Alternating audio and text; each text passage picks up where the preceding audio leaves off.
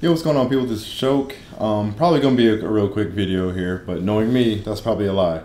Um, but basically, there's a rumor going around that Nintendo is actually working on an achievement system for the Switch.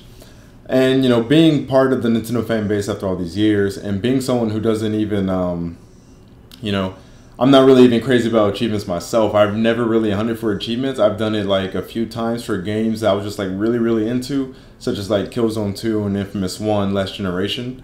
But yeah, being someone who's not crazy about achievements, himself, and being part of the Nintendo community, I already know off the bat that and I've already seen it. A lot of Nintendo fans saying, "Huh, whatever. It's not a big deal. I don't care." So it's just kind of, just a whatever type of situation. It's got that's the attitude they have towards this thing. And you guys know me, right? Like, I look at the bigger picture and I try to put, convey the bigger picture to these people so they can understand just how significant this is. Again, personally, I don't care for achievements, but if this ends up being true, that's actually going to be pretty big. That's actually going to be pretty huge for the Switch and Nintendo. Reason being is that whether, it doesn't matter how stupid or insignificant you think it is, but millions upon millions of gamers put a lot of stock into achievements.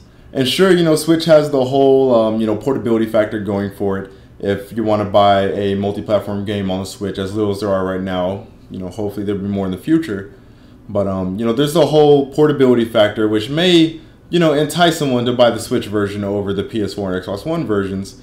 But there's still millions and millions of people out there. And you probably have seen a lot, here on YouTube and other sites as well, who have said themselves, like, yo, I just can't buy the Switch version of something if it's going to have achievements, right? And, LA Noire just got announced for, a new port for that coming out for PS4, Xbox One, as well as Switch.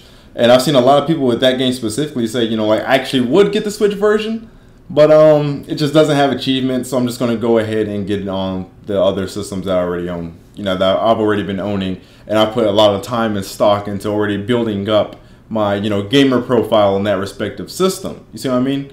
So again, guys, don't think about yourselves. You got to think about the bigger picture here. You got to think about everything this entails. I think it's silly myself that people care that much for achievements, I'm with y'all on that. I agree 100%. I think it's silly, but that doesn't change the fact, right? That doesn't change the fact that it's still important. That doesn't change the fact that it's one of the most valued things, held by gamers these days. Gamers love their online. Gamers love their achievements. So by all means, if you have the means, if it's not a ridiculous it's not a ridiculous request, right? And you see a lot of gamers clamoring for it, then yeah, Nintendo should go ahead and definitely just add an achievement system. Now, again, this isn't confirmed. This is coming from an indie dev who said he said something like he's been hearing hearsay or something like that, or some rumblings about it or whatever. Could be true, could not be true. But regardless, one thing is for sure, it should be done.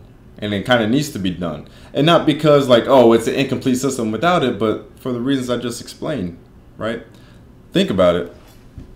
More achievements, not more achievements, but achievements, an official achievement system being added to, Nintendo Online would mean that all the third-party games that are going to be put in that system are going to have a slight boost in sales, right? There's going to be a sales increase for third-party games. So having an achievement system on the Switch, as stupid and insignificant and as little as you guys think that may be, will actually be largely beneficial to third-party developers, which, it all comes full circle, would be more beneficial for us. Because if we get slightly higher sales for third-party games on the Switch, then that can make the difference between a developer deciding, that porting their game over to the Switch is worth the effort, right? We all know in the past, a lot of games, certain games, whatever, from certain companies, doesn't matter which one, but, just like a lot of major examples have happened with, EA and Ubisoft, whatever. Some of their games may not have sold too hot, and that was the reasoning for discontinuing support, on the system or whatever, or not bringing this game over because they just think it wouldn't sell that much for the Nintendo fan base.